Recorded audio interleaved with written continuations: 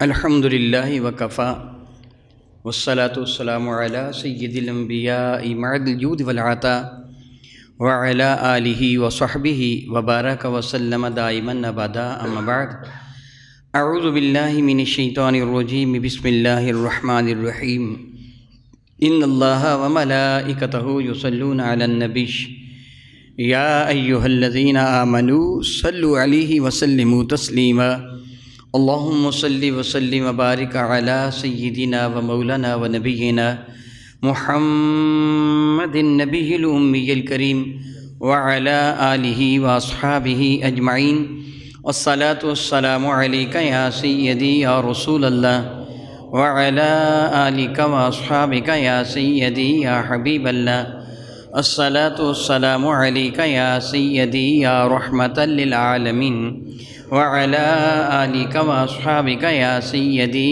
یا سیدی یا سیدی یا شفیع المذنبین۔ احباب گرامی قدر، آج رمضان المبارک کی 10 تاریخ ہے۔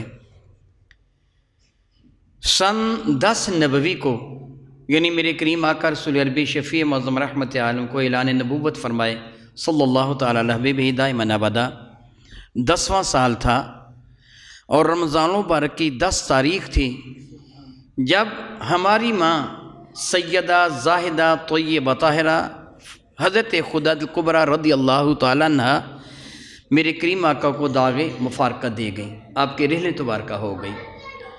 میرے اور آپ کے کریم آقا رسول عربی شفیع معظم رحمت عالم صلی اللہ علیہ وسلم کے چچا حضرت ابو طالب بھی چند دن پہلے دنیا سے چلے گئے تھے، حضرت خداد الکبریٰ بھی ان کے چند دن بعد دنیا سے تشریف لے گئیں۔ میرے کریم آقا رسول عربی کو اس چیز کا اتنا دکھ ہوا کہ رسول رحمت نے اس سال کو عام الحزن یعنی غم کا سال قرار دے دیا۔ میرے کریم آقا تاجر عرب و عجم شفیع معظم رحمت عالم صلی اللہ علیہ وسلم کو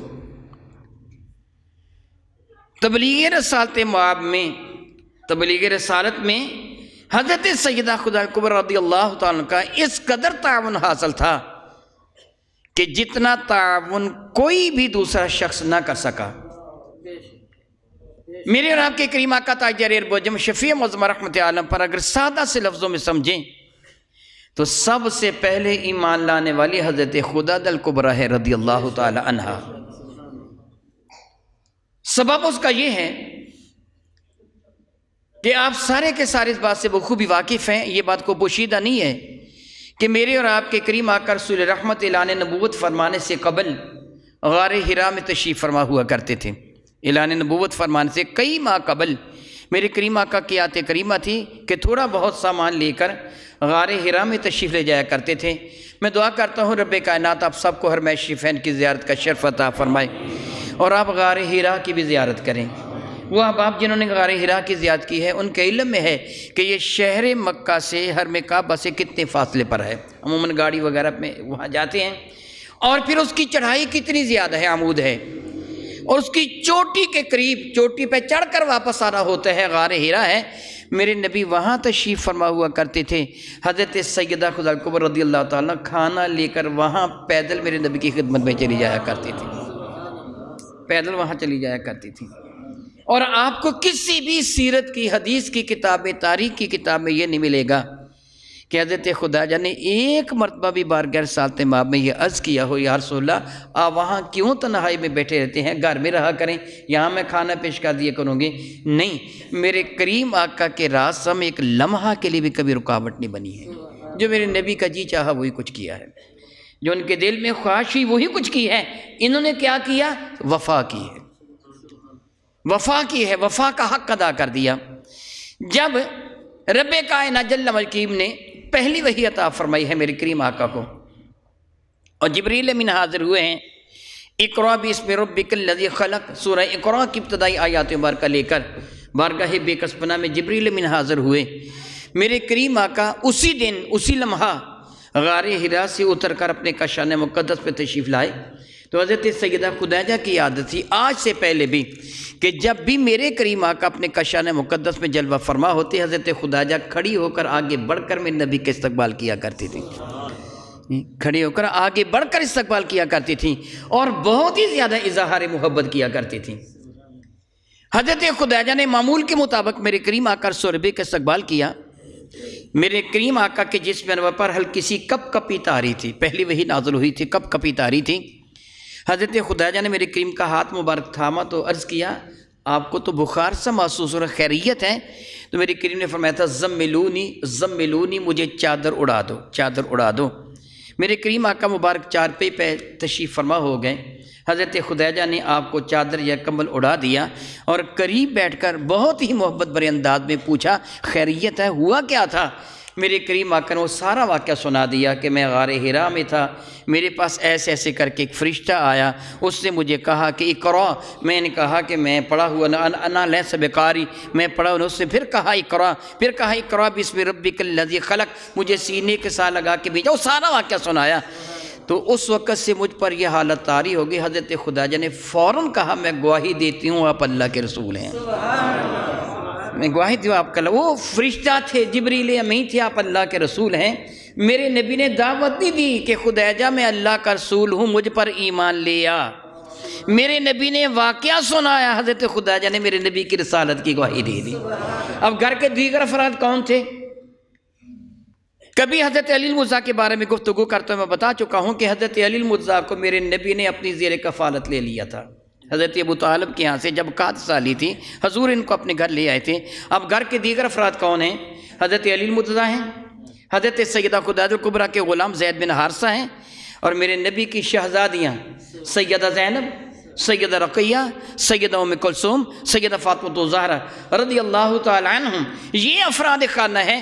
حضرت خدیجہ کے بعد ان سب نے کلمہ پڑھ لیا تھا، تو سب سے پہلے تصدیق کرنے والی کون ہوئی؟ حضرت خدیجہ۔ صرف یہی نہیں بلکہ اس سے بھی قبل حضرت سیدہ خدیجہ الکبریٰ رضی اللہ تعالی عنہ ایک مالدار خاتون تھیں، قبل ازیں 2 شادیاں ہو چکی تھیں، ایک مالک نامی شخص کے ساتھ جس کی کنیت ابو حالہ کہ حالہ حضرت سیدہ خدیجہ الکبریٰ کے صاحبزادے کا نام ہے، دوسری شادی عتیق نامی شخص کے ساتھ ہوئی تھی۔ یہ دونوں وفات پا گئے تھے۔ حضرت سیدہ خدیجہ کے پاس بہت مال و دولت تھا، مکہ کے اکثر لوگ حضرت خدیجہ الکبریٰ رضی اللہ تعالیٰ کا مال وہ لے کے جاتے اور جا کر ملک شام میں، یمن میں، بصرہ میں فروخت کرتے، جو نفع حاصل ہوتا حضرت خدیجہ کے ساتھ طے کر لیا جاتا، اب طے فرما لیتی کہ جو نفع حاصل ہوگا اس سے 10%، 20%، 25%، 50%، جتنا بھی وہ میں تجھے دوں گی اور بقیہ میرا ہوگا۔ اس طرح وہ مزاربت پر یہ مال اپنا بھیجا کرتی تھیں۔ میرے کریم آقا تاجدار بوجم شفیع معظم رحمت اللہ کو رب کائنات جو شرف، جو عزت اہل مکہ کی نظر میں عطا فرمائی تھی، اس بنا پہ پورے مکہ مکرمہ والے میرے نبی کو صادق اور امین کہا کرتے تھے۔ اس وقت میرے کریم آقا کی عمر مبارکہ 25 برس کی تھی، 40 سال کی عمر میں میرے نبی نے اعلان نبوت فرمایا ہے، 25 برس کی عمر تھی۔ حضرت خدیجہ ایسی شخصیت کی متلاشی تھیں کہ جو ان کا مال لے جائے اور جس پر کامل ترین اعتماد کیا جا سکے کہ یہ میرے مال میں کمی بیشی ہوگی ہی نہیں۔ اب سب سے زیادہ سچا اور سب سے زیادہ دیانتدار پورے مکہ مکرمہ میں جو ذات تھی، جو شخصیت تھی، وہ میرے نبی کی ذات تھی۔ چنانچہ حضرت خدیجہ الکبریٰ نے میرے نبی کا انتخاب کیا کہ میں اپنا مال ان کو دے کے بھیجتی ہوں۔ میرے کریم آقا کے ساتھ رابطہ کیا گیا۔ میرے کریم آقا رسول اللہ نے اپنے محترم چچا حضرت ابو طالب کے ساتھ مشورہ کر کے اس پیشکش کو قبول کر لیا۔ حضرت سیدہ خدیجہ الکبریٰ رضی اللہ تعالیٰ عنہ نے اپنے وہ اونٹ جو مال لدے اونٹ تھے میرے کریم آقا رسول اللہ کی تحویل میں دے دیے کہ یہ آپ لے کے جائیں گے، ان پر جو مال ہے۔ پہلے لوگوں کے ساتھ نفع کیا ہوتا تھا، ان کے ساتھ طے کیا جاتا تھا کہ جو تو نفع کما کے لائے گا، میرا مال اتنے کا ہے۔ بطور مثال 10,000 درہم کا میرا مال ہے، 10,000 درہم پر جو تم نفع لاؤ گے اس نفع سے 50%، 25% یا جو بھی طے ہوتا جس کے ساتھ، وہ میں تجھے دوں گی، بقیہ میں خود رکھ لوں گی۔ میرے نبی کے ساتھ بھی طے ہوا۔ طے یہ ہوا مال لے جائیے، اس کو بیچ دیجئے، جو نفع حاصل ہو جتنا چاہیں آپ رکھ لیں، جتنا چاہیں مجھے دے دیں۔ ان کے ساتھ طے نہیں ہوا کہ اتنے فیصد میں آپ کو دوں گا، نہیں، جتنا چاہیں آپ رکھ لیں، جتنا چاہیں مجھے دے دیں، مجھے قبول ہے۔ اور محض ایسے نہیں کیا، بلکہ جب میرے کریم آقا رسول عربی کی روانگی کا وقت آیا تو اپنے ایک غلام میسرہ کو حضور کی خدمت کے لیے ساتھ دے دیا کہ راستے میں ان کو کوئی ضرورت ہو تو ان کی خدمت کرے گا۔ اور ایک معتمد علیہ شخص خزیمہ جس کا نام تھا، اس کو بھی میرے نبی کے ساتھ کر دیا کہ مال جب بیچیں گے فروخت کریں گے تو ان کا معاون بننا، جو یہ تجھے حکم دیں گے یہ فلاں کو چیز دکھا، یہ خرید، یہ کا ایسے کر، وہ کر، تو ان کا معاون بننا۔ گویا تم دونوں پر سرپرست میں مصطفیٰ کریم کو بنا رہے ہیں۔ یہ دونوں حضور کی نوکری کے طور پر حضور کے ساتھ گئے۔ سیدہ خدیجہ کبریٰ رضی اللہ تعالیٰ عنہا قبل از یہ خواب دیکھ چکی تھیں۔ وہ خواب کیا تھا؟ موہب لدنیا میں ہے کہ سیدہ خدیجہ کبریٰ نے خواب دیکھا تھا کہ آسمان کا چاند نہیں، سورج، آسمان کا سورج ان کی گود میں آ گیا ہے، اور اس سے نہ صرف یہ کہ ان کا پورا گھر روشن ہو گیا بلکہ سارا مکہ شہر ہی روشن ہو گیا۔ حضرت خدیجہ یہ خواب دیکھ کر اپنے چچا کے بیٹے ورقہ بن نوفل کے ہاں گئیں اور ان کو جا کے خواب سنایا۔ ورقہ بن نوفل پرانی کتابوں کے یعنی پہلی کتابوں کے تورات، زبور اور انجیل کے بڑے ماہر تھے۔ پہلے یہ بھی مشرک تھے، لیکن انہوں نے ان کا مطالعہ کر کے دین توحید قبول کر لیا تھا، بت پرستی سے کنارہ کشی اختیار کر لی تھی، اور یہ بہت دانا اور عقل مند تھے۔ حضرت خدیجہ کبریٰ رضی اللہ تعالیٰ کے ہاں گئی اور جا کر اپنا خواب سنایا تو ورقہ بن نوفل نے خواب سننے کے بعد کہا، مجھے معلوم ہوتا ہے کہ تم نبی اور آخر الزمان کی زوجیت میں آؤ گے، تم جو آخری نبی ہیں ان کی زوجیت میں آؤ گے۔ حضرت خدیجہ پر اسی وقت ایک خاص قسم کی کیفیت طاری ہو گئی تھی کہ میرا مقدر اتنا بلند ہوگا۔ گو کہ حضرت سیدہ خدیجہ کبریٰ رضی اللہ تعالیٰ عنہ کو مکہ مکرمہ کے جو بڑے بڑے لوگ تھے انہوں نے بارہا پیغام بھیجا تھا نکاح کے لیے، مگر حضرت خدیجہ نے سب کو انکار کر دیا تھا، نکاح نہیں فرما رہی تھیں۔ حضرت خدیجہ نسب کے اعتبار سے قصہ بن کلاب کے وہاں جا کر میرے کریم آقا کی نسل پاک میں شامل ہو جاتی ہیں، یعنی خدیجہ بنت اسد بن عبد العزیٰ بن قصی بن کلاب، یہاں جا کر یہ میرے نبی کے خاندان میں شامل ہو جاتی ہیں، یعنی ایک ہی خاندان میرے نبی کا اور حضرت خدیجہ کا۔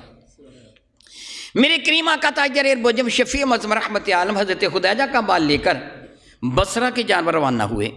راستے میں ایک جگہ پڑاؤ کیا، سارے قافلے والوں نے۔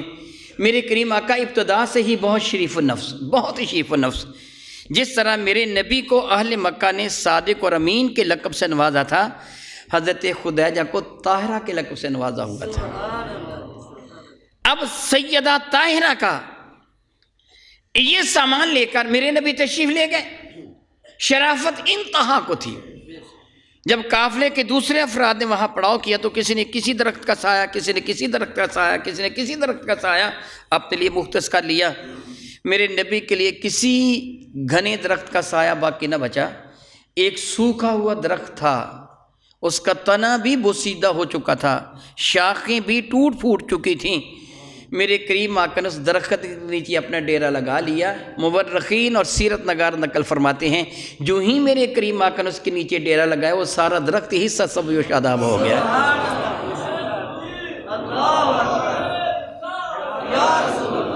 بلکہ کتب سیرہ میں لکھا ہے کہ اس کو پھل اور پھول بھی لگ گئے۔ قریب ہی صومعہ تھا، سادہ سے لفظوں میں اس کو گرجا کہہ سکتے ہیں، جس کا راہب نستورہ تھا۔ وہ اپنے صومعہ سے نیچے اترا اور یہاں آ گیا۔ یہاں میرے کریم آقا کی خدمت میں دو خادم خزیمہ اور میسرہ موجود تھے۔ ان سے اس نے پوچھا یہ شخصیت کون ہے جن کا رنگ اس قدر خوبصورت اور حسین اور صاف ہے، یہ کون ہے؟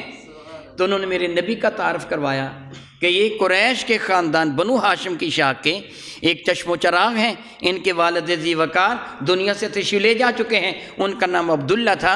اس وقت نستورہ نے کہا میں گواہی دیتا ہوں یہ اللہ کے نبی ہیں، یہ اللہ کے نبی ہیں۔ میرے کریم آقا نے وہ مال بصرہ میں فروخت کیا۔ جب بصرہ میں میرے کریم آقا مال فروخت کرنے کے لیے تشریف لے گئے تو اللہ تعالیٰ نے اتنا نفع عطا فرمایا کہ قبل ازیں کبھی بھی کسی کو اتنا نفع نہیں میسر آیا تھا۔ صرف میرے نبی ہی کو نہیں بلکہ سارے قافلے والوں نے بڑا نفع کمایا. یہ میرے کریم آقا کی برکت اور وسیلہ تھا. میرے کریم آقا وہ مال فروخت کر کے جب واپس آ رہے تھے تو کتب سیرہ آپ کا جی چاہے تو آپ امہات الکتب میں میرے پاس اپنی آنکھوں سے ملاحظہ فرمانے کے منظر کیا تھا. اس وقت حضرت خدیجہ اپنی سہیلیوں کے ساتھ اپنے بالا خانے میں چوبارے میں دوسری منزل میں اپنے چوبارے میں بیٹھی تھیں. ان کو پتہ چل گیا تھا ان لوگوں کی وجہ سے جو آگے آگے آیا کرتے تھے. طریقہ کار وہاں ہوا کرتا تھا. کچھ لوگ تھے جو مقدم تھے, کچھ لوگ عاقب ہوا کرتے تھے. طریقہ کار یوں ہوا کرتا تھا کہ قافلہ جب روانہ ہوتا تو کچھ لوگ قافلے کے آگے آگے ہوتے تاکہ اگلے پڑاؤ تک وہ پہلے جا کے وہاں سامان کر سکیں. ان کو فرد کہا جاتا تھا, آگے آگے جا کر سامان کرنے والا. کچھ عاقب ہوتے تھے, عاقب کا معنی ہے پیچھے آنے والا. وہ قافلہ جب اپنی جگہ سے اٹھ کے چلا جاتا تو وہ بندہ پیچھے جو ہوتا وہ وہاں دیکھتا کہ قافلے والوں کو کوئی چیز تو یہاں نہیں رہ گئی. وہ قافلے والوں کے پیچھے پیچھے چلتا کہ اگر راستے میں کسی کے اونٹ سے کوئی شے گر جائے اسے پتہ نہ چلے تو یہ بعد میں اٹھا لے. اب جو آگے آگے آنے والے تھے انہوں نے پہلے مکہ مکرمہ میں پہنچ کر بتا دیا تھا کہ قافلہ بحمد اللہ تعالیٰ بخیر و خوبی آ رہا ہے. وہ سامان جو دیا گیا تھا فروخت کر کے قافلہ آ رہا ہے. تو حضرت سیدہ خدیجہ اس انتظار میں اپنے مکان کی چھت پر بنا ہوا مکان چوبارہ جسے ہم کہتے ہیں بالا خانہ جو دوسری منزل تھی اس میں اپنی کھڑکی میں بیٹھی اپنی سہیلیوں کے ساتھ آنے والے لوگوں کو دیکھ رہی تھی, نظارہ کر رہی تھی. انہوں نے کیا دیکھا کہ میرے کریم آقا اپنی سواری پر سوار ہیں. ایک جانب خزیمہ ہیں, ایک جانب میسرہ ہے, یہ اپنی اپنی سواریوں پر سوار ہیں. حضور سواری پر سوار ہیں. حضور کے اوپر دو پرندوں نے اپنا سایہ کر رکھا ہے. اور ارباب سیر نقل فرماتے ہیں حقیقت میں وہ پرندے نہیں بلکہ اللہ کے معزز فرشتے تھے جو حضور کے اوپر سایہ کیے ہوئے تھے. اور حضرت خدیجہ نے دیکھا کہ جس رفتار سے سواری چل رہی ہے یہ دونوں پرندے اسی رفتار سے آگے بڑھ رہے ہیں. یعنی انہوں نے سایہ ان پہ کر رکھا ہے, نہ تیزی کے ساتھ آگے بڑھتے ہیں, نہ پیچھے ہٹتے ہیں, نہ دائیں جاتے ہیں, نہ بائیں جاتے ہیں. ایک بڑا ہی حسین منظر ہے. میرے نبی اپنی شان و شوکت کے ساتھ سواری پر سوار ہیں, دائیں بائیں دونوں نوکر ہیں, اوپر پرندوں نے سایہ کر رکھا ہے. حضرت خدیجہ نے یہ منظر دیکھا تو از حد متاثر ہوئیں, حد سے زیادہ متاثر ہوئیں. قافلہ آ گیا, میرے کریم اپنے کاشان مقدس میں تشریف لے آئے. تو حضرت خدیجہ نے جن کو پہلے میں ابھی تھوڑی دیر پہلے کہہ چکا ہوں کہ کئی مرتبہ پیغام نکاح آیا تھا مگر آپ نے رد کر دیا تھا, میرے کریم آقا کی زیارت کر کے اس منظر کو دیکھ کر اتنی متاثر ہوئی کہ اپنی ایک سہیلی کو فرمانے لگی ان سے جا کے پوچھو کہ کیا وہ نکاح کرنا چاہتے ہیں. اگر وہ مجھے قبول فرما لے تو میرے لیے یہ کائنات کی ایک بہت بڑی دولت اور عظمت ہوگی. کیونکہ میرے کریم آقا کی ظاہری مبارکہ 25 برس کی تھی اور حضرت خدیجہ 40 برس کی تھی. عمر میں فرق تھا 15 برس کا. یہ خیال کر کے کہ شاید مجھے قبول فرمائیں یا نہ فرمائیں, اپنی سہیلی کو کہا جا کہ ان سے دریافت کرو کہ کیا ان کا نکاح کا ارادہ ہے. بارگاہ سالت باب میں وہ خاتون حاضر ہوئی اور آ کے کہا اے صادق و امین, اے محمد صلی اللہ علیہ وسلم, کیا آپ نکاح فرمانا چاہتے ہیں. میرے کریم آقا رسول اللہ نے فرمایا ہاں ارادہ تو ہے. تو اس سے کہا کہ پھر آپ نکاح کیوں نہیں کر رہے. میرے کریم آقا رسول اللہ فرمانے کہ دراصل میرے پاس دنیا کی دولت نہیں ہے. میں جگہ تھوڑی سی وضاحت کر دوں, یہ جو ہمارے ہاں جہیز ہے نا یہ ہندوؤں کی رسم ہے, اسلام کا طریقہ نہیں ہے.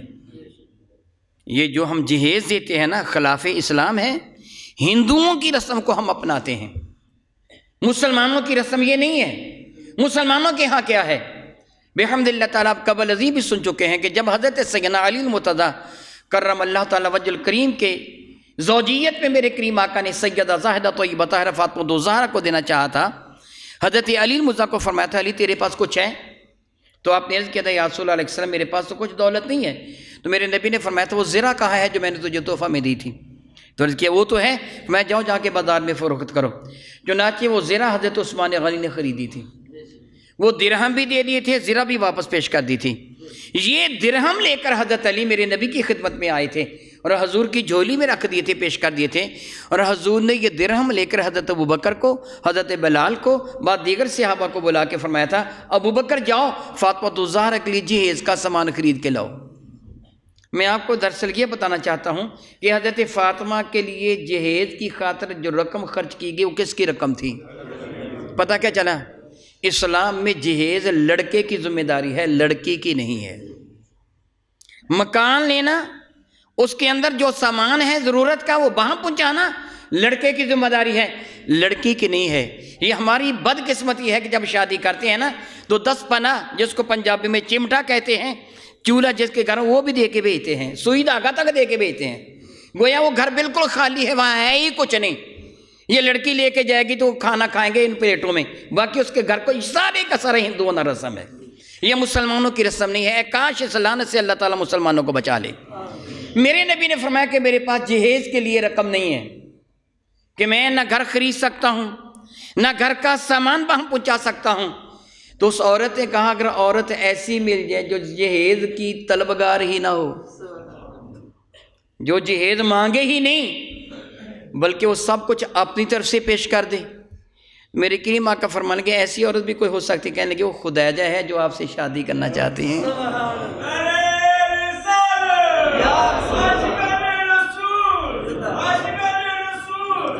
میرے کریم نے فرمایا کہ ٹھیک ہے مجھے قبول ہے، مگر میں اپنے چچا جان سے مشورہ کروں گا۔ وہ عورت واپس چلے گی اور جا کے حضرت خدیجہ کو کہا تجھے مبارک ہو، انہوں نے تجھے قبول فرما لیا ہے، اور انہوں نے فرمایا ہے میں چچا سے مشورہ کروں گا۔ ان کی گفتگو سے محسوس ہو رہا تھا کہ وہ تجھے پسند فرماتے ہیں۔ میرے کریم آقا نے اپنے چچا جان سے مشورہ کیا تو حضرت ابو طالب نے بخوشی قبول کر لیا۔ اب دیکھیے میرے کریم آقا رسول عربی شفیع معظم رحمت کی جانب سے جب ان کو پیغام مل گیا کہ ٹھیک ہے حضرت ابو طالب نے قبول کر لیا ہے، اب نکاح ہوگا، تو نکاح کے لیے میرے کریم آقا جن کو ساتھ لے کے گئے حضرت ابو طالب تھے، حضرت حمزہ تھے، حضرت عباس تھے، قریش کے چند افراد کے ساتھ ابو بکر صدیق تھے۔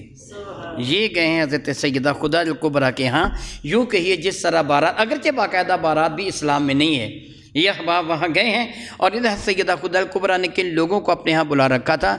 عمر بن اسد جو حضرت خدیجہ کے چچا ہیں، ورقہ بن نوفل بن اسد جو ان کے چچا کے بیٹے ہیں، ان کو بلا رکھا تھا۔ وہاں جا کر حضرت ابو طالب نے خطبہ ارشاد فرمایا۔ خطبہ میں کیا تھا؟ اللہ تعالیٰ کی حمد کے بعد میرے کریم آقا کی نعت و توصیف تھی۔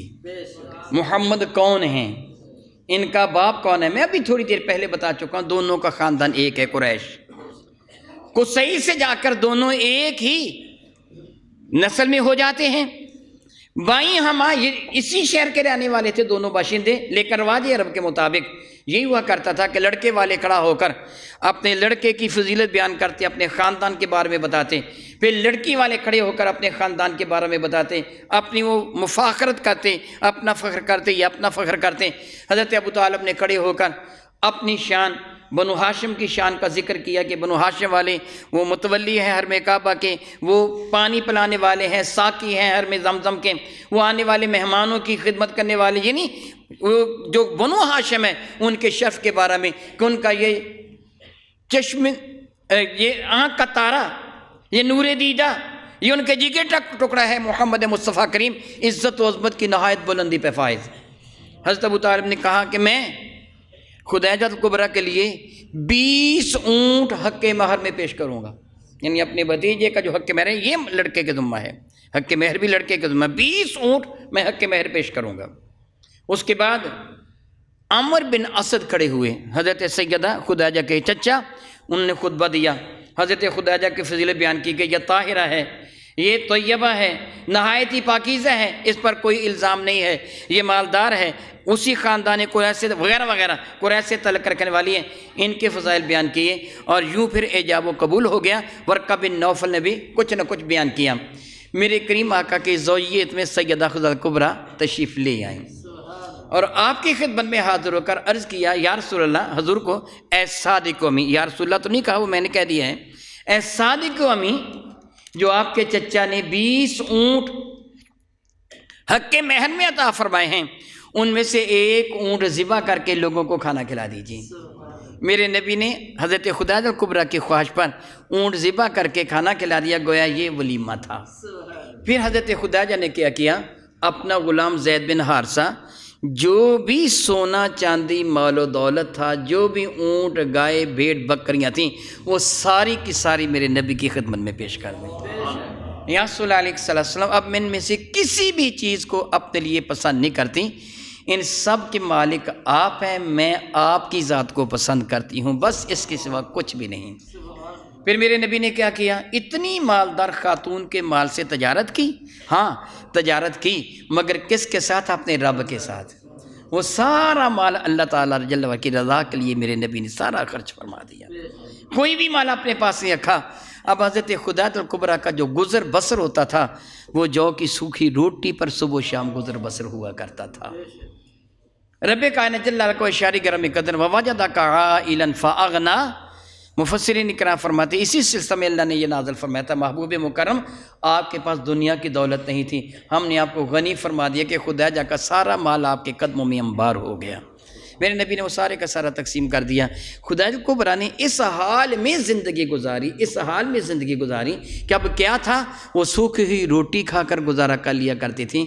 مجھے میرے اللہ کی عزت کی قسم، میں نے بڑا مطالعہ کیا مگر کہیں بھی نہیں ملا کہ ایک دن بھی حضرت خدیجہ نے یہ کہا ہو کہ یا رسول اللہ وہ مال و دولت اتنا تھا، اسے کاروبار چلا لیتے، ہمارے گھر کی گزر اوقات اچھی ہوتی۔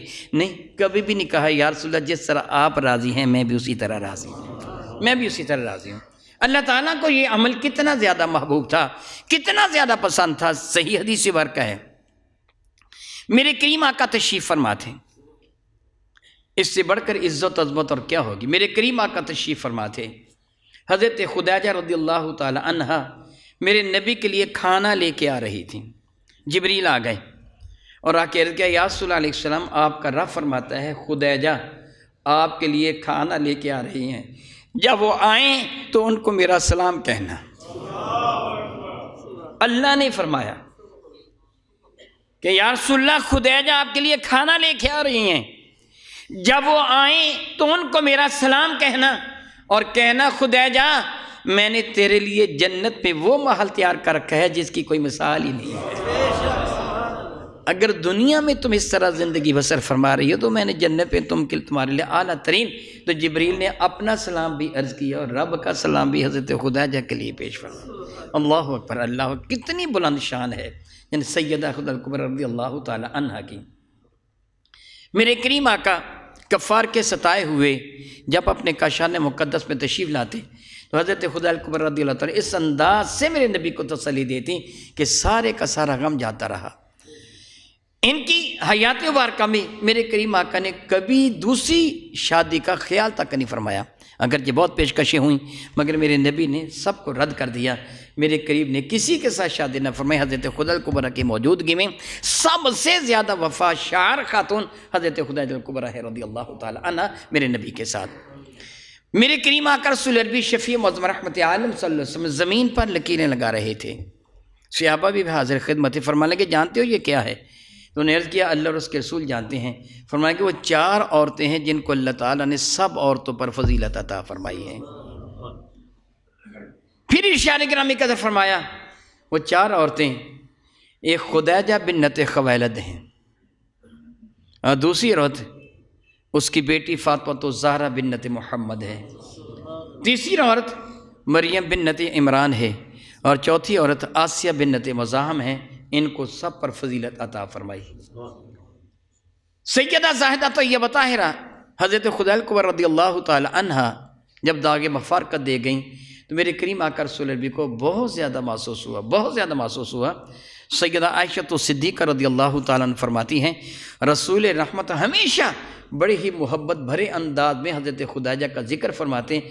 بعض اوقات میرے کریم آقا کی آنکھوں میں آنسو بھی آ جایا کرتے تھے، جس طرح میدان بدر میں میرے آقا کی آنکھوں میں آنسو آ گئے تھے کہ جب میرے کریم آقا رسول اللہ کے داماد نے وہ ہار پیش کیا تھا جو حضرت خدیجہ نے بوقت نکاح حضرت زینب کو دیا تھا، وہ ہار میرے نبی نے دیکھا تو خدیجہ یاد آ گئے تو میرے نبی رو پڑے تھے۔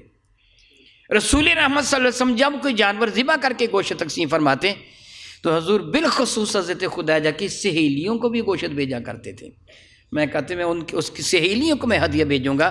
سبب اس کا کہ یہ بھی ہے کہ میرے اور آپ کے کریم آقا تاجدار اربوجم شفیع معظم رحمت عالم سے کسی شخص سے سوال کیا تھا، یا رسول اللہ جس کے والدین دنیا سے چلے جائیں پھر وہ اپنے والدین کے ساتھ حسن سلوک کرنا چاہے تو کیا کریں؟ میرے کریم نے فرمایا تھا کہ جو تیرے والدین کے ساتھ پیار کرنے والے ہیں تو ان سے حسن سلوک کر، تیرے والدین کو خوشی ہوگی۔ یعنی اگر ہم اس شخصیت کے ساتھ حسن سلوک کرتے ہیں جو ہماری ماں یا ہمارے باپ کا پیارا ہے، اس کا رشتہ دار ہے، عزیز ہے، تو ان کو قبر میں سکون ملتا ہے۔ میرے نبی اس لیے حضرت خدیجہ کی سہیلیوں کو پیش فرمایا کرتے تھے، ان کو قبر میں سکون ملے گا۔ رب کائنات جل مجد کریم نے حضرت سیدہ خدیجہ کبریٰ رضی اللہ تعالیٰ کو یہ شرف عطا فرمایا تھا کہ میرے کریم آقا کے جتنی اولاد ہیں سوائے حضرت سیدنا ابراہیم کے، میرے کریم آقا کو اللہ تعالیٰ نے 3 بیٹے عطا فرمائے تھے۔ ایک حضرت قاسم، جن کی وجہ سے میرے نبی کی کنیت ابو القاسم ہے۔ ایک شہزادے تھے جن کا اسم گرامی تھا حضرت عبداللہ، ان کے القاب طیب اور طاہر ہیں۔ تیسرے شہزادے حضرت ابراہیم ہیں، یہ حضرت سیدہ ماریہ قبطیہ کے شکم انور سے ہیں۔ مدینہ طیبہ میں جب میرے نبی تشریف لائے اس کے بعد ان کی ولادت باسعادت ہیں۔ پہلے دونوں شہزادے حضرت قاسم اور حضرت عبداللہ، یہ دونوں حضرت سیدہ خدیجہ کبریٰ سے۔ میرے نبی کی 4 شہزادیاں حضرت سیدہ زینب، سیدہ رقیہ، سیدہ ام کلثوم، سیدہ فاطمہ الزہرا رضی اللہ تعالی عنہن، ان چاروں کی ماں بھی سیدہ خدیجہ کبریٰ رضی اللہ تعالی عنہا ہی ہیں۔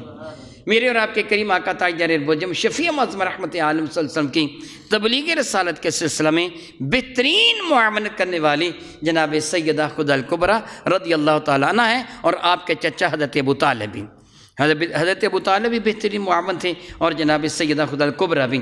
حضرت ابو طالب کا چونکہ تعلق الحمدللہ رؤوس قریش کے ساتھ تھا، جن کی وجہ سے وہ میرے نبی کی گستاخی نہ کرتے تھے، لیکن میرے نبی اپنے کشان مقدس پہ حاضر ہوتے تو جس قدر وفا، پیار، اپنائیت کا اظہار حضرت خدیجہ کبریٰ کرتی تھی، کسی دوسرے کے بس کا روگ نہیں تھا۔